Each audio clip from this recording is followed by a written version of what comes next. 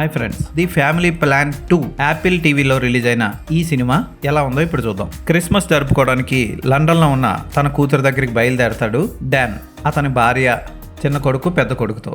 అయితే అక్కడికి వెళ్ళిన తర్వాత ఆమెకు బాయ్ ఫ్రెండ్ ఉన్నాడని తెలుసుకుంటారు. అతన్ని కలుపుకోలేక వదులుకోలేక బలవంతంగానే అతనితో తిరగాల్సి వస్తుంది. ఈ లోపు డాన్ తమ్ముడు ఫిన్ క్లార్క్ కూడా వస్తాడు. అసలు అతను నిజంగా అతని తమ్ముడేనా? వచ్చిన తర్వాత డాన్తో బ్యాంకులో చిన్న దొంగతనం చేయిస్తాడు. ఆ దొంగతనం చేయించి అక్కడి నుంచి తన తండ్రి దాచుకున్న డేటాని దొంగలించాలనుకుంటాడు. ఆ తర్వాత అతన్ని ఆపడం కోసం డాన్ మోర్గాన్ ఏం చేశాడు అన్నదే కదా. ఈ సినిమా కూల్గా స్టార్ట్ అవుతుంది. చిన్న చిన్న స్టాంట్స్తో ఓకే అనిపించే యాక్షన్ సన్నివేశాలతో కథ అలా జరుగుతూ ఉంటుంది. సెకండ్ హాఫ్కి వచ్చేసరికి పూర్తిగా బోర్ కొట్టిస్తుంది.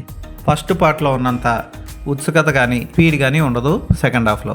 ఇక మార్క్ వాల్బర్గ్, మిచెల్ మొనాగన్ ఓకే అనిపిస్తారు వాళ్ళ పాత్రలో.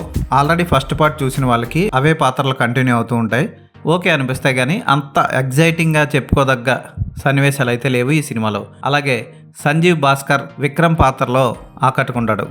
విక్రమ్ అని పిలవగానే ఓహో మన ఇండియన్ కూడా ఉన్నాడా ఈ సినిమాలో అన్న ఫీలింగ్ కలుగుతుంది మనకి. ఓకే, ఏదో టైంపాస్కి ఏదైనా సినిమా చూడాలి అనుకుంటే ఈ సినిమాని చూడండి. ప్రస్తుతానికి ఇంగ్లీష్లోనే ఉంది, సౌత్ ఇండియన్ లాంగ్వేజెస్లో లేదు ఈ సినిమా. యాపిల్ టీవీ ఓటీటీలో ఈ సినిమా లభిస్తుంది. ఫోటోగ్రఫీ బాగుంటుంది, బ్యాక్గ్రౌండ్ మ్యూజిక్ హాలీవుడ్ లెవెల్లో బాగుంది. అయితే కథలో పెద్దగా కొత్తదనం లేదు, ఇంట్రెస్టింగ్ అనిపించే కథనం కూడా లేదు. అదే పెద్ద మైనస్ ఈ సినిమాకి. ఈ సినిమాకి నేను ఇచ్చే రేటింగ్ 2/5.